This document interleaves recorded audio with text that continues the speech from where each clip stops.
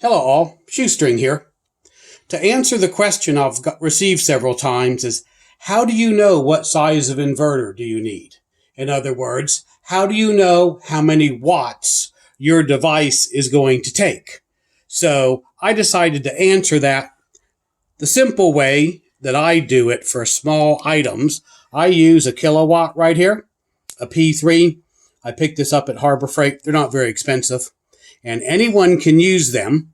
If you look closely, it will show volts, amps, watts, hertz, kilowatts. All we're going to talk about today is watts.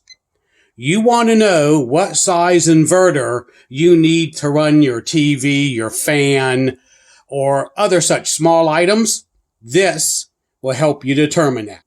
Okay, so let's look how it works. I have it plugged in to just a regular receptacle, and then I have this strip right here plugged into the kilowatt. And what I'm going to do is show you how simple it is to take this kilowatt and see how much watts you're going to need. First thing we're going to do, take something that takes more watts than anything else over here. It's going to be a fan. The cord, I'm going to plug it in to the strip. They plug in. And then I'm going to turn the fan on. It's level 1, which is low. If you'll look, the kilowatt starts to tell you how many watts it's using. I always push it once or twice just to make sure I'm in the right place.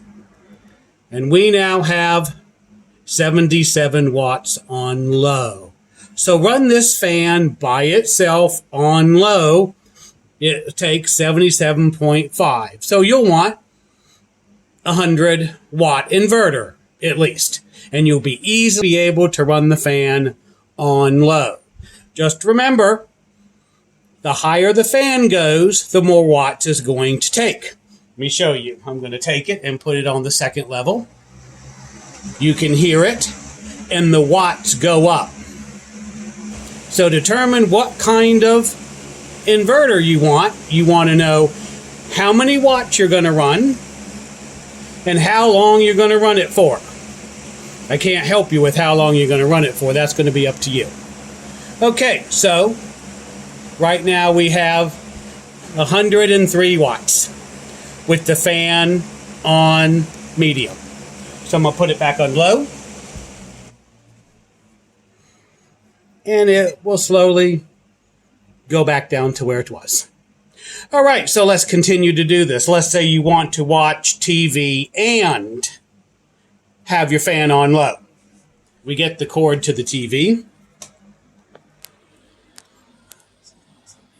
And we're going to plug it in. All right, it starts to come on. And it only goes up to 88, 9, 96. So we'll say right around 100. Now that's both the TV and the fan.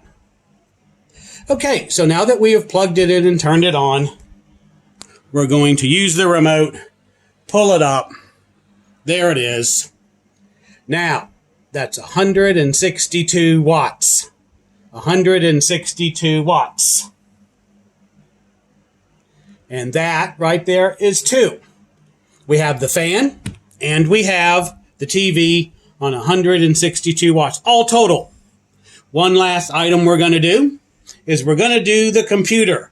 I have a computer down there, a little laptop. Here is the cord for it. Okay, so we're going to plug the computer in. As you can see, the little light comes on the cord, so you can see it is operating. So now we have the fan, we have the TV, and we have a little computer. And once it all balances out, you ought to give it a little while because it'll take everything just a little bit to settle. Hit that watt a couple times to make sure you're getting the right numbers you want. All right, watts. 162. So I would say get a 200 watt inverter if you want to connect these items to a strip and run it off your solar. And that is how a kilowatt works. It's the easiest way to find out how many watts you're going to need and what type of inverter.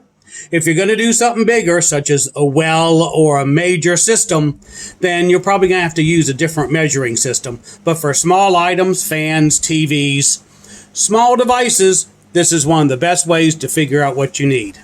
So if you like these kinds of videos, please subscribe and like, and put something down in the comments. I get a lot of suggestions on videos to make, things people want to know by the comments below.